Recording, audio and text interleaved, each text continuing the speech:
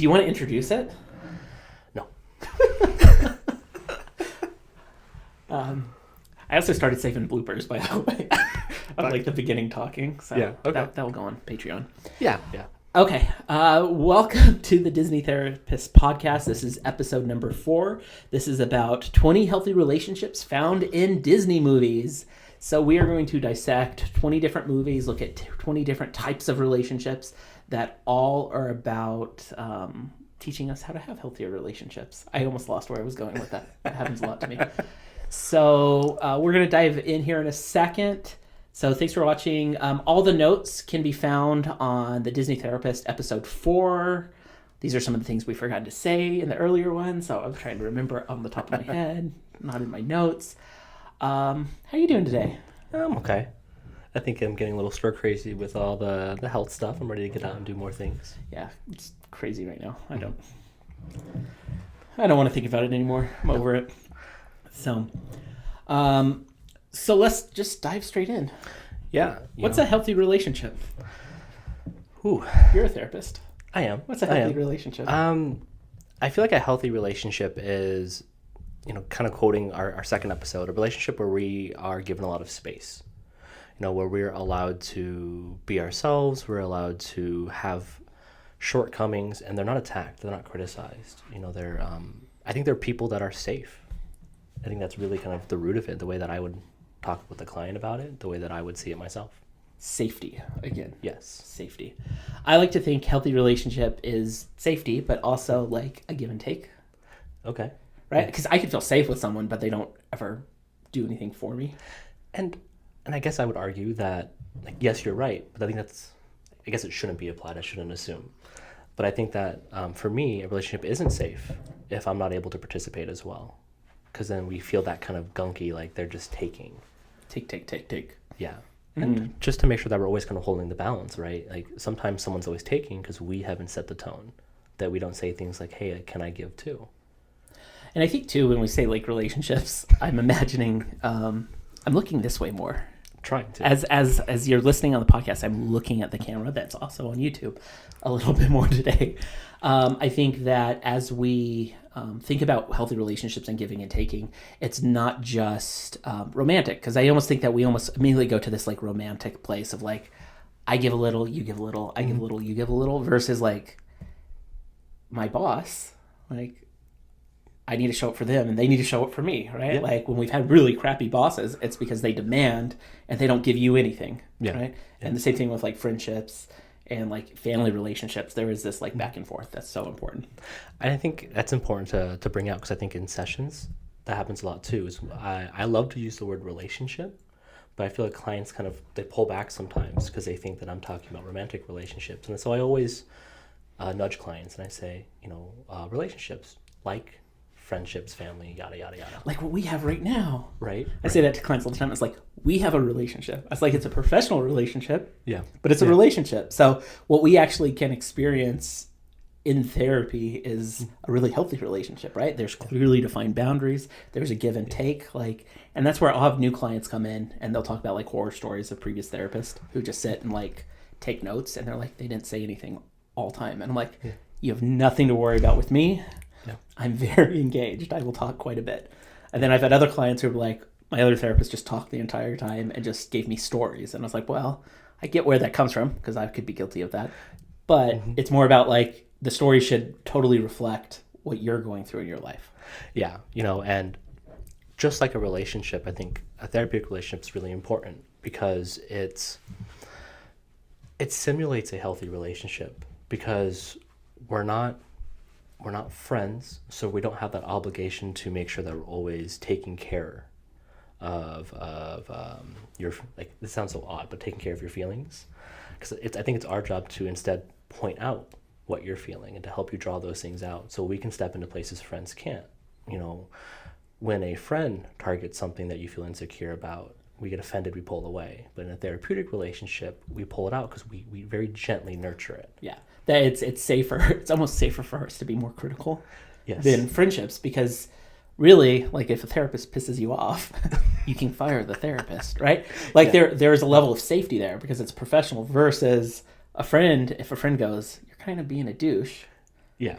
Like, that's gonna hurt your feelings, and you're gonna like worry about losing that friendship. Versus if a therapist calling you out on your BS behavior, it doesn't feel good, but it's a little bit safer because you can choose to leave that relationship in a very structured way. And I think one thing that's really important for just clients to be aware of and clients to know is nothing that we talk about leaves the room, right? We always hear about it, the confidentiality, the privacy, but I think it's important to note, like, part of the safety in a therapeutic relationship is that your therapist cannot talk about this stuff with anybody else. So even if we come in and even if we're talking about these really gritty, like gunky things, they're not going to spill anywhere. It's not going to be used against you. It's not going to circulate in the friend group. And so in that space, it's really safe to talk about those things. So we're talking about like safety of relationship, and we slowly totally got narcissistic and talked about like ourselves and therapeutic relationships. Mm-hmm. So let me ask the question before we kind of jump into the top 20 healthy relationships we've seen in Disney movies is, does Disney always show healthy relationships? Yes and no, right? I think that by the end of the movie, you see which relationships are healthy and which ones were unhealthy, and it's all structured in an important way. I think they dramatically highlight which characteristics are healthy and which ones are unhealthy, and they help us see it in these characters. And so I think that when we start, I think that we see a lot of unhealthy relationships. And then by the resolution of the movie, we see which traits turned a relationship toxic and which traits turned a relationship healthy. That the aspect of a story is teaching us like what makes a healthy relationship. Mm-hmm. It helps us see parts of ourselves. Yeah. And we can see how certain aspects foster disconnection, certain beliefs foster disconnection, and which ones pull us together. I think that it's totally important to remember that media in general can teach us a lot of good stories, right? I'm more optimistic, and I think that we even like set up this whole podcast to be more optimistic, to look at like the positives and to look at how we can grow and learn from things. Yeah. But I also think that Disney's just as guilty of any media company, that there are a lot of toxic things that happen that we gloss over, right? Yep. Like a lot, it's changed for probably recently, but like princesses, right? Yes. Are always rescued, right? There's no type of empowerment for women in a lot of movies. It's always the man coming in to rescue, and that's slowly shifting. I think Frozen's like one of those huge ones that shifted. But I think I just want people to be cautious when we start talking about like what healthy stuff is. We'll end up doing a podcast down the line about unhealthy relationships and unhealthy patterns. But I always want us just to have a clear space. A great YouTube channel you can check out is called Pop Culture Detective Agency, and he actually does a lot of video essays on how pop culture has some negative stereotypes. Okay. Talks about like, I think one of the videos they did was called Stalking for Love, where he breaks down like how they romanticize the version of men stalking women, and that's all romance. But then when women do it to men, that's crazy. Yeah. So like there are these tropes that exist in pop culture that we just need to be aware of. So we might actually even talk about some of these tropes, but we're going to try to like apply it through the lens of like, as we work with clients, what is healthy. So then that way, just keep that in mind. This is my preference. This is my warning as we talk about this stuff. Yeah. I think that what you're really hating there is, even in these movies, right, we're going to see different cultural takes, and we're going to see how they have progressed, and I love that you brought up Frozen, but I think for me, the one that was the best, that breaks the fourth wall, is Wreck-It Ralph. I love that scene where she's being kind of inducted into the princesses, and they're kind of running down that list, all the things that you actually said. Yeah. So I imagine that's where you were channeling it from. Yeah. Oh, yeah, absolutely. So we're going to jump straight into it. So we're talking about a lot of different movies. So we've not done spoiler warnings, and I think we should probably start doing that at the beginning of an episode. Yeah. But what we're going to do is just talk about what the movie is. If you don't want to know anything about the movie, you will need to fast forward a little bit. Probably about 5 minutes. I think we'll spend 5 minutes on each major topic, and then we'll kind of go from there. Sounds good. So heads up, we're going to say what the movie is, and spoiler warning for that. Nothing's new in this podcast. I was like, we have a future when we were talking about that's a newer movie, so that one will definitely need it. But for this, there's not. So the first aspect of relationships we looked at, we broke it into a few different categories. The first one we broke into is mentorship. So when we think of like the whole Disney umbrella movies, when I say what's a relationship or a movie that talks about mentorship, what comes to mind?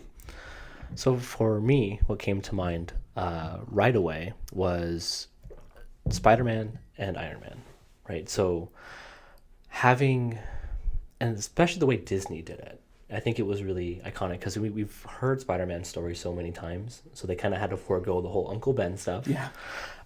But we get him introduced when Tony shows up, and basically he's like, I caught you, I know. And he takes him under his wing, and he guides him through the things that Tony didn't have himself, right? Tony was really lost when Iron Man started.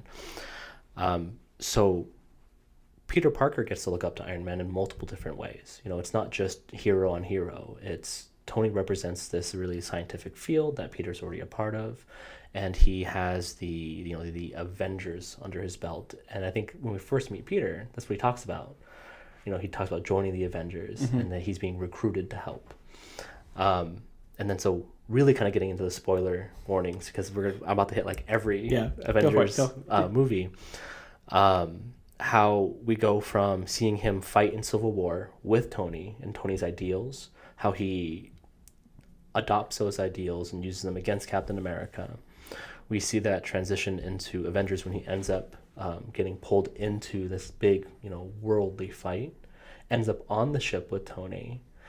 We see, so really, spoiler warnings. I'm going to put that out there. Seeing Spider-Man pass away and the effect and the impact it has on Tony. And then in Far From Home, we actually see how big of an impact Tony had on his life and how aimless he feels, right? Because as a mentor, it's his job to prepare Spider-Man for becoming a hero, becoming a good person. And in Far From Home, we see him lose that. It's making me think too, as you're saying this, that Tony's totally selfish. Our last episode 3, we talked a lot about his narcissism and full of himself. But he was selfish in the sense of like he reached out and he became a mentor for his own needs. And I actually think we do that a lot. Like we tend to be mentors because we want to pass along our knowledge. We want to help people. And it might it's selfish. It's not a bad selfish, right? But we do want to it's about us. But you could see as soon as you start connecting in a really healthier way, that selfishness is selfless. At the end, right, of Endgame, right, Peter comes back and all he does is hug him, which is so not his character to that point. So it just shows that there's a deeper level of care. So I think that those are two things that stand out for me of really healthy mentorship is somebody who's going to pass stuff along, and the way it started might have been very structured, but then a deeper relationship forms, and then there's a deep bond in that teaching and guiding. And I think that's how mentorships are. I think we get attracted to that confidence and that healthy narcissism, especially really referencing our last episode there, because we are attracted to people who have qualities that we want. And I think that that's something that Peter sees in Tony. He sees the success, he sees the intellect, he sees the good moral character. I think when you said healthy narcissism, it made the movie that I listed pop straight up, which was I picked Sword in the Stone with Merlin. Yes. And King Arthur. What's his name in the movie? I actually don't know. I'm going brain it was there. I didn't put it in my notes. Yeah. If you're listening to this, leave a comment on YouTube. Let us know. The fact that that's a movie you reference, I feel like that one's fallen out of pop culture. But Merlin's kind of a jerk in the movie. He's very self-absorbed, but everything he's doing is there to teach him, right? So I do think that maybe one of the downsides of mentorship we see in Disney-esque movies is that the mentor isn't always selfless, isn't always kind. And I think that you can be a really kind mentor, but sometimes you aren't kind, and that's okay too. It is finding that healthy balance in a mentor relationship. And I think it's actually important to be able to have that. We see it as rude, being a jerk, but I actually think it's just holding healthy boundaries. I think that they are teaching, and in both these roles, they're saying that this is really important and to pay attention to detail, right? This is, accountability, right? A mentor takes ownership of someone's progress and someone's growth. And if they forego that boundary setting and that teaching for friendship, then they sour the relationship. That being a mentor isn't being a friend. Yes. That's hard when you're the mentoree. Yes. It's really hard because I do want to throw out there, right? Because we're both in the same mentorship kind of program, right? And trying to seek something, right? We can get so attached to just tell me what it's like, just do it for me. And what we really need is someone to give us ideals and set us on a path. And I think that definitely with, I'm going to blend the two here, but with SpiderMan and Iron Man, right? There was times, I think, and I'm going to butcher the quote, but it's, basically if you're nothing without the suit, then you're nothing. And he really needs to throw him that. It's in Homecoming. Yeah.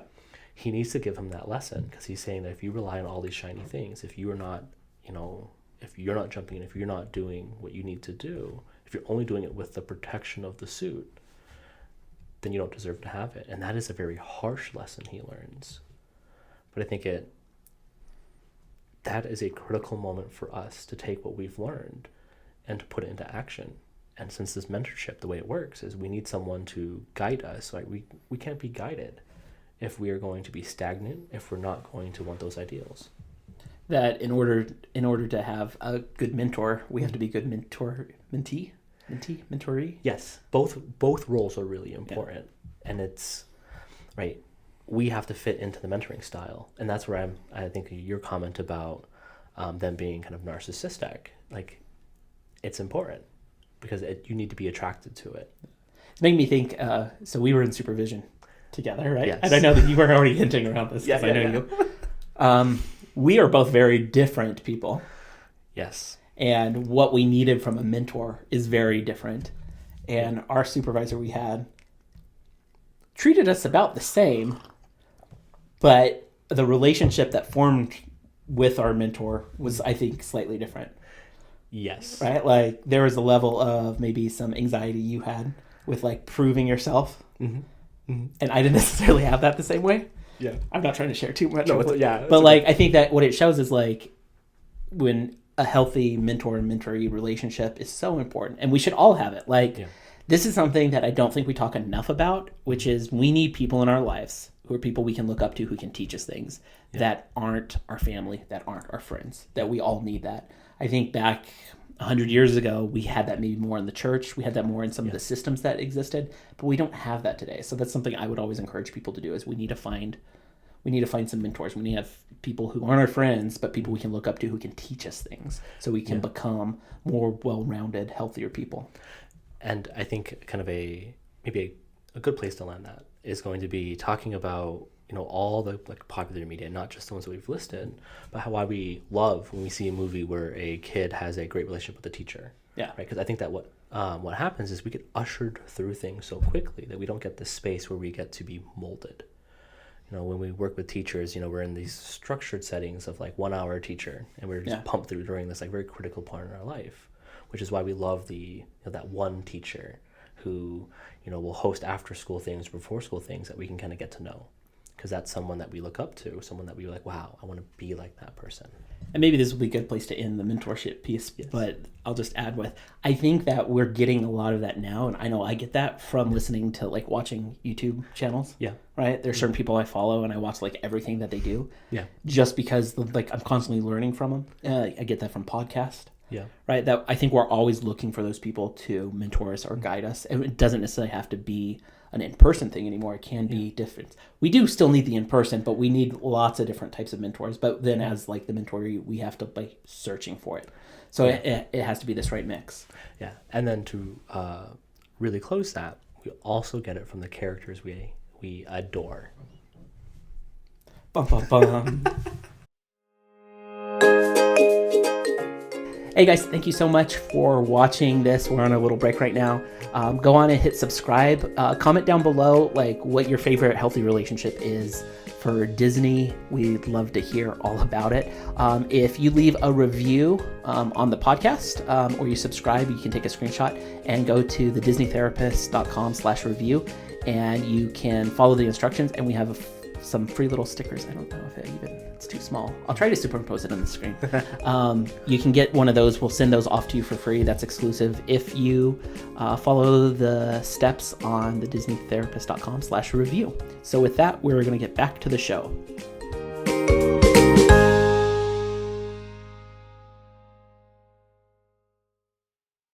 Okay, so let's talk about friendship. Yes. So when I think of I think Disney does friendships best. Yeah, I agree. I think that's a safer, easier space to navigate. Yeah, I think, right, and lots of throwbacks because they're fresh in my mind, right? I think that's why Toy Story was so great and why that song is so iconic. You've got a friend in me, which is not one of the 20 that we listed today, but that could count. Not. That could count, right? So we're not going to get into it. Yeah. We already did a whole hour segment on that. Yeah, but maybe we can start off with Lion King. Okay. I think Timon, Pumbaa, and Simba is like this really iconic trio. And of course, that was what I grew up with. That was a really important time. I was like 5, 6. And I think that something that we get from their friendship immediately is here you have this predator, right? He ends up in this space and they don't run. They make space. They kind of step into it and they gauge how he's going to respond. And I think that's really important. So given the opportunity, they give Simba an opportunity to connect with them. And then they become this trio. They do things together. They stick their necks out and they help him and they help raise him and they grow this big bond. And we see that come back, right? That there's a level of acceptance that's from maybe some fear at the beginning, but then a level of acceptance. And then I think maybe even on Simba's spot, right? He adapts to the friends. To say, I'm buying into what you're putting out. We're in this together. And this is not where I intended to go with this one, but it's really interesting. I think that he forgoes his innate nature to become friends with them. Right? And I think where I find myself telling clients a lot that it's important that, it's not always about where we start, but where we choose to end up. And we choose our friends. And that might take us further from some of what we've grown up with, and that's important. And so I think that Simba being able to forego his nature and to kind of live in this paradise with them, I think that takes a lot. And that's a big investment. And we see that come back when Nala shows up. Yeah. Because when Nala shows up and he's called back home, Timon and Pumbaa don't even question it. Okay, let's go. Yeah. I think that's what we get when we make space for each other and when we invest in each other. I think, too, an important aspect for friendship is, yes, they're really good friends, but they have awful advice, right? Just because you're a good friend doesn't mean you're making the right decisions, right? So I think that's always important is you can have really solid friendships, but it's not necessarily great for you in the long term, which is what I think we see with clients that come into therapy a lot is they're growing, they're changing, and they have good friendships, but they might be outgrowing their friendships because their friends are stuck in a very different space. Yeah, and I think that's where this is so great because even though they have that, the Hakuna Matata, right? I think that's what you're referencing. Is that Hakuna Matata initially, we see it as this really beautiful thing, this wonderful phrase. Yeah. But it's where things kind of get, if we got stuck in that, if we didn't create space for no Hakuna Matata this time, right? If we didn't have that, the movie would have been a sour experience. Pride Lands would have got ruined and Simba would have died in paradise. But because they respect Simba, because Simba has, he's built that friendship up. Yeah. Since he has that with them, he's able to say, "Hey guys, actually, I need to do this," and they go, "You know what? We're right there." They show up. They show up, and they don't just show up. They make themselves prey, sing and dance, and do the hula. Yes, they become prey. They enter the lion's den. Right, really a kind of an iconic phrase, right? We're going into the wolf's den, lion's den, all those things. They're willing to do that for him, and I think that just shows how much depth that friendship has. I think I want to get you a shirt that says "No Hakuna Matata." Okay, so that kind of going into the lion's den made me think of the next one on the list, which was Zootopia. Yeah, which is at the end of the movie, they're in the pit, right? And then Nick becomes wild. I mean, they're acting, but that's light, right? We're going into really hard space. And I think that's one thing that we see in a lot of friendships through all the Disney movies is the friendship is challenged, right? There's Yeah. a test. We go into the lion's den, but we do it because we value the relationship so much. And that, to me, is an important aspect of friendship, which is if we value the relationship, we have to put effort into the relationship. Yeah. And it needs to be equal, right? Mm-hmm. Both parties have to put it in. It's not a true friendship if only one partner is putting in that level of effort. And I think maybe Zootopia is a great one because they're not friends at the beginning. And like, they're not friends till they have pretty much, they start going through all these experiences together, which is, I think, how we usually develop friendships.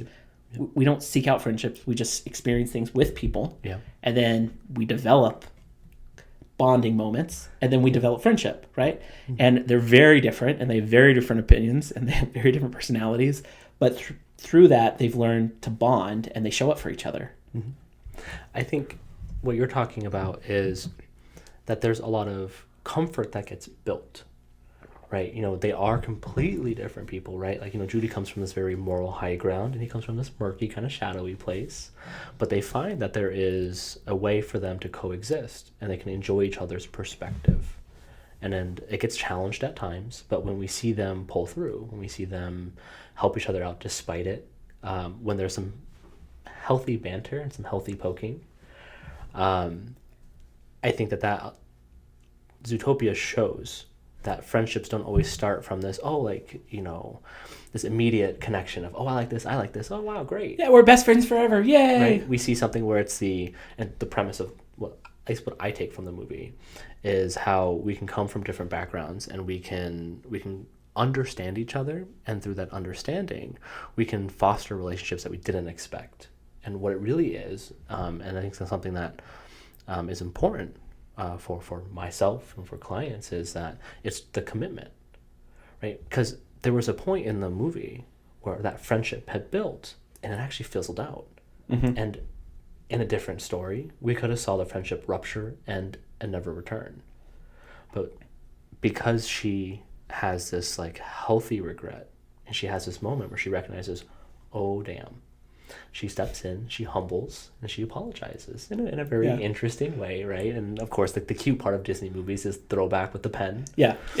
But when we have like these ruptures, we can repair if we allow ourselves to make space, right? We can make space for their feelings. We can make space for like our faults. So it's the maybe the other point right here, which is friendships that last. Mm-hmm. There are going to be ruptures, right? That we are going to get into conflict, and that actually having conflict opens up the door to like repair. And one of the things that makes a friendship special is how well do we repair? Yeah. So something that that I like to use like thematically with clients, I talk about rooms. I talk about friendships, and it's like this ever-growing labyrinth. And depending how many rooms you get into, talks about the depth of the friendship. And so I think that when we have ruptures, we run up against a closed door. Mm. And kind of what we're testing, what we're asking this other person to do is, will you open this door with me? Can we step through this like threshold together? And I think that's definitely what we see in Zootopia. And it's funny because there's two movies that like we have 3 more on friendship list next. Yeah. And there's 2, like at this point we could easily go into 2 of them very easily. But so I want to actually move into the next one on our list that we both put down was Big Hero 6. Yes. Oh, I love Big Hero 6. But I think we took, there's 2 stances with that one, but if we're kind of centering around the friendships, I think one of the most, and maybe it's just me, maybe I missed it, because when I first watched it, I don't think I wasn't in grad school, I wasn't a therapist, I was just watching it because it was really geeky, and it was all these like mashups. It's everything you love. Oh, yeah. But Baymax tries to call his friends.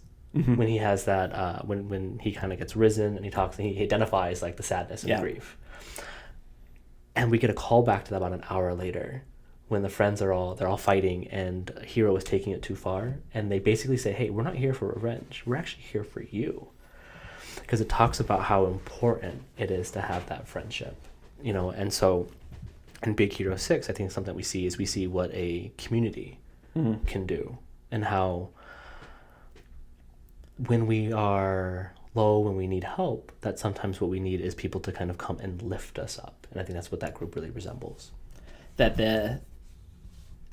For me, one of the points for that is kind of recap what you were saying was showing up, right? Yeah. When you might not want your friends to show up, right? Yes. That they show up in the hard times. That Mhm. that you, it feels good that they're there, but it's not something you necessarily ask for, right? Yeah. And depending on what you're going through, you might actually even want to push them away. But the deeper the friendship, the more they're going to show up. Yeah. I think too, one of the things that stands out from Big Hero 6 for me is like when Hero first meets the crew, if you will, right? Yeah. Like the introductions. Yeah. Like everybody is super open and just super vulnerable with themselves. Yeah. Which he always has an in because his brother's introducing him, so it's like they don't have to like put on a show or anything like that. Yeah. But I also think it's important, like that might be an important piece, which is just be yourself. Yeah. Right? If you're gonna have a friend, like be yourself. Because if you're afraid to be yourself, and because they might not like you, you're probably not gonna be friends with them. Or if you are friends, it's not gonna be a good depth, close knit relationship. Like in order to have a stronger friendship, you have to be yourself. Yeah. And so I think, and not just like him having it in, I think that they didn't need him. I think that he was being showcased what is available. They were already a group. They already felt safe together. And so they were able to be themselves, and that's what drew him in. As he saw, right? Because I think his commentary is like, that like, school is lame. I don't want to go, yada yada. And he goes in and he sees these unique characters, and he sees them all doing their version of science. Right? They all had a different utility of how they wanted to use it, and he saw his own identity. He saw a space for his own identity with his own kind of science. Actually, want to rewind because Baymax does call them. Yeah. And they show up, right? He didn't want them, but they show up in the car, and he can't deny them because he's literally getting attacked by nanobots. And so, right, he didn't want them, but he needed them. And I think that's kind of what you're getting at, is that he needed them. And they were very open and they're very embracing of him, and they're trying to make space for him to sort through his identity, right? Because they're already comfortable with theirs. Yeah, absolutely. So let's go into, we have two more in friendship, and then we'll take a little break. Ratatouille. Talk to me about Ratatouille. Right? I was on the fence of putting this one because I feel like, the word I used earlier, right? It's symbiotic. They both get something from it. Yeah. But isn't that like a friendship? In our conversation about how like sometimes it starts with just kind of what we can get, like, right? It's just we're different, but there's something that we get from this we need. And yeah, so it starts off with them finding a reason to connect, right? These are people from two opposite worlds. Like this is a rat and a person. Yes, right. Very different. Way larger than Zootopia. Like, this isn't like Good Moral and Shadow. This is literally like different species that one's not even sentient, right? Yeah. Like, we know he's sentient in the movie, but Linguini never learns how to talk to him. Yeah, that's true. And so I think the reason I wanted to include this one was because in our conversation about making space, I felt like one of the most important things that happens in this movie is when Linguini shows up, and then how also Remy can forego what he has been taught to show up for Linguini. And I think it's really interesting to see how we can take these characters we never expected to be together. We have this really kind of weird dynamic, right? Because let's be honest, it's right? You go into a restaurant right now, you see a rat, you're out. You're not making space for that rat. But to see him maybe see the worth or see some kind of manipulative worth, right? Like he's like, oh, like you can help me become better and you can help me cook. To start there and then to see him risk his entire career, to risk his entire identity as a chef, to jeopardize the whole kitchen, to literally run in and kind of like he does this like a defense, right? He kind of steps in and he puts his arms up and he says no. That showed Remy that there was more than just a symbiotic relationship, that he's willing to come in and risk himself for him. And he does the same when he shows up and he goes back into the kitchen, right? It's almost like the same scene, but from the other side. Yeah. He's been kicked out, cast out, and he shows up because he knows Linguini needs it. I think just thinking about this movie, because it's been a while since I've watched it. Yeah. Because this was on your list. It's actually, they have a really toxic relationship. Yes. Well, the maybe the takeaway for me would be, we can have toxic relationships in our life. But when both people need to change in order to form a healthy relationship, both people changed in the movie, right? Like Yes. at the end, he's the Linguini's the waiter and Remy's cooking, right? That they stepped into their own space. Mm-hmm. They identified with who they were and they showed up just as themselves and they helped each other. Mm-hmm. And then in doing that, it led to a better friendship. And then, the last clip of the movie, right? They have a little restaurant, they're all working together, everything's great, right? So it shows that, for me, I think it's the lesson to be learned from that dynamic is be yourself. Yeah. Right? If we're forcing each other to like fit each other's mold, it becomes toxic. But when we can be ourselves and we accept the people in our lives, then we tend to have healthier relationships, healthier friendships. Yeah. I think what brings up that toxicity and what you're hitting on is the expectations. That there's these unrealistic expectations, which manipulative expectations, which puts lots of strain on the relationship. Absolutely. And how that needed to come to a head. And that actually, it's really a parallel. I think that those were when those two iconic scenes happen, where one comes to the defense of the other. Remy shows up to say, "I will cook, I will do this," and then the other one, it's he steps in and says that he can cook, he can do this. Makes me think of the last movie on our friendship list, which is Wreck-It Ralph 2. Yes. Right, with expectations. Yes. Because that movie's great in the sense of friendship, because they already formed the friendship in the first movie. Mm-hmm. So it's already there. At the beginning of the movie, it's great. They have these great friendships, but they have different expectations in what the friendship should be. And at the beginning, Ralph is totally satisfied because it's the status quo and it's what it is. Mm-hmm. But Vanellope needs more in her life. So she starts to grow, but as she grows, it changes the expectations. Ralph's expectations change. So he starts to get really anxious. Yeah. So he's always insecure about the relationship. Mm-hmm. And she never was until he acted very poorly. Yeah. Really building off of, your last point is we get to see how when trying to break the mold doesn't go right. Mm-hmm. Right? In Ratatouille, they break the mold and it just works. It just fits. But this whole movie, Wreck-It Ralph 2, is centered on when we aren't able to acknowledge what we're going through, when we are keeping it all in.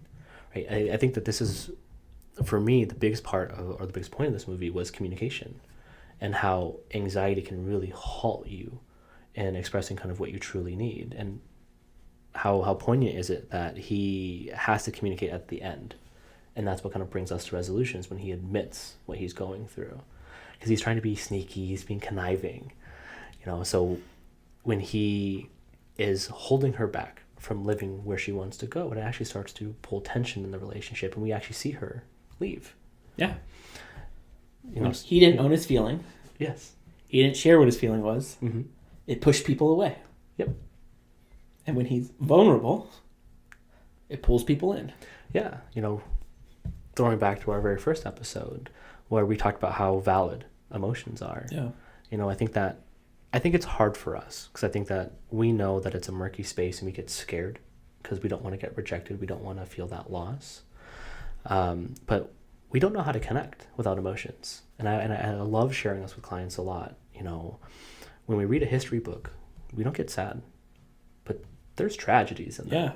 But you watch a movie about any of those any of those historic moments with just like two characters, mm-hmm. heart-wrenching. Yeah. Because we don't know how to connect with others without understanding the emotions. And it can be scary, because there's going to be friendships and relationships where we share our emotions and the other person can't understand it, or they don't want to understand it. And that sucks. But I feel, right, like if we're in that space where we need to feel heard, we need to feel seen, I think the worst thing we can do is not express it. Because at least if we express it, we have an understanding, right? The depth, the door, yeah. We're at that door.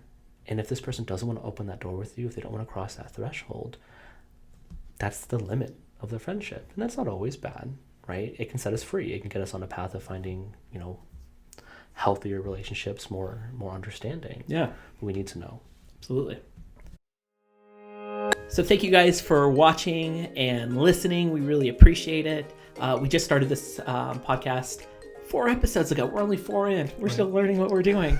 Yes. But one of the things that we wanted to do from the beginning was to create a community about people who love Disney and people who wanted to learn and grow and develop their psyche, their soul, their personality, whatever we want to call it, right? Right. So one of the things we've done is we created a Patreon. So we put a lot of our show notes. I put bloopers from the episodes. You don't know about that yet. A lot of stuff you're going to actually be able to label whatever our fan base is. All this stuff is going to be done through the Patreon because I figured that is the best place to be able to build a community. So go on and check it out.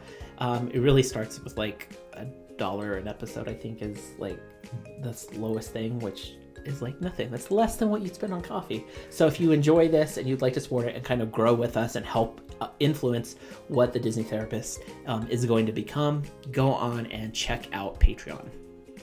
Thank you.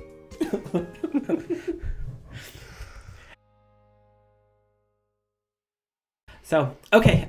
So that was all we had for friendships. Mm-hmm. Let's move into family relationships. So we have a few. So one of the ones I know you wanted to start with is, for me, the most underrated Disney movie. I would say it's in my top favorite Disney movies. Thank you. Thank you. Most people don't agree, but for me, it does something for me. There's something really emotionally special for that movie for me. So it's Who wouldn't agree? Who? The internet. The internet exists, and the internet has said. But the movie is Meet the Robinsons. Mm-hmm. Mm-hmm. So, okay, if you're listening to this on YouTube, comment down below if you've watched Meet the Robinsons. Yeah. Because I'd like to know if you've watched it and if you like it. So yeah. And if you haven't, you're going to watch it after this because it's so great. So I'll dive into it because it really is one of my favorite Disney movies. This is actually my go-to movie when I need a good cry. I definitely watch this movie, especially the end. I'm like bawling like a baby. One, I think this is a great movie that talks about adoption. Yes. Right? Even though the movie's not about adoption, it is. But I think it shows the uniqueness of a family, and it's really crazy and unique. Yeah. But everybody shows up for each other. Everybody like accepts each other. There's just this deeper level of connection that exists in like every relationship dynamic when Lewis actually meets the Robinsons after the first act. Yeah. I think playing on our conversation about Friends and what we liked so much about Big Hero 6 is we're seeing that in this family system, right? So this really throws a wrench in my comment about, right, sometimes we need to depart family to seek friends who can really kind of be where we want to be. This is a family that fosters connection. This is a family that makes so much space for everybody. Doesn't matter who you are, what you're into, what you're doing. You're you, and that's beautiful, and we love that. And then that's what I've taken away from this movie every time I've watched it. That there's this level of as soon as they find out that Lewis is in an orphanage, the family's like, oh, we should adopt you. Like, we need to accept. Which would be an impulsive decision, I would say, if it's the real world. But being that open to saying that we value family so much, everyone deserves family, and just accepting them in. I think everyone being so fundamentally different, but apply, especially when like the house is under attack by the dinosaur, which just sounds like, if you've not seen this sounds like so ridiculous, but and it is. But like they all start taking care of each other, right? Yes. And then I think one of my favorite scenes is when Lewis tries to fix something and then it doesn't work. And he starts immediately going into his shame spiral of, I'm stupid. I can't do this. Nothing I do ever works.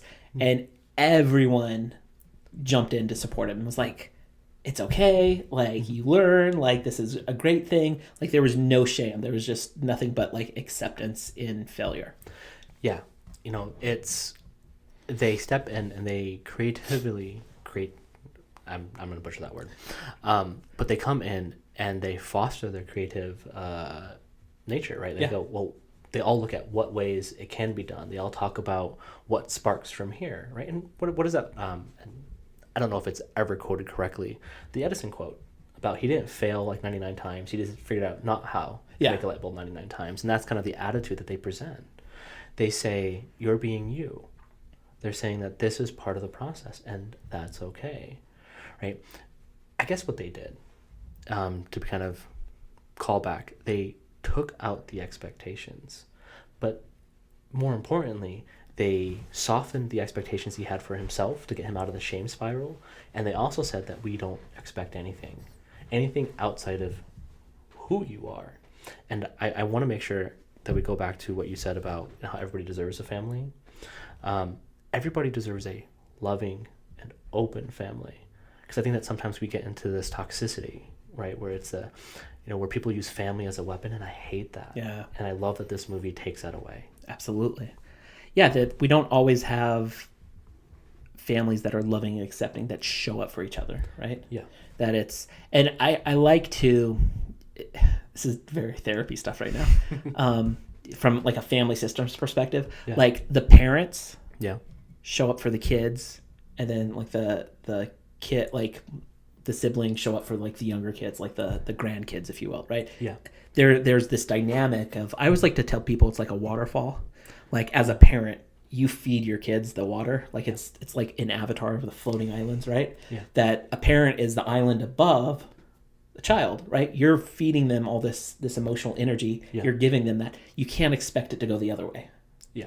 Right? It's really nice when it does, but it doesn't. And that movie, I think it definitely shows up that like the parents are feeding all the kids, and then all that aunts and uncles feed like Wilbur and Lewis, right? Because they're the younger ones. Yeah. That there's this constant like taking care of the younger generation. And then hopefully, and I think this is what the movie actually does show, is like the younger generation takes care of the older generation too. Yeah. Right? That it's not expected, but it's what ends up happening. And that to me seems like a really healthy dynamic, is not expecting like our kids to do things for us, right? We want them to, but we don't, we shouldn't probably expect it. Go ahead. I'm sorry. Like, I'm trying to form the thoughts, because it's a really important topic, and one that actually you and I have spoken about outside of this. Yeah.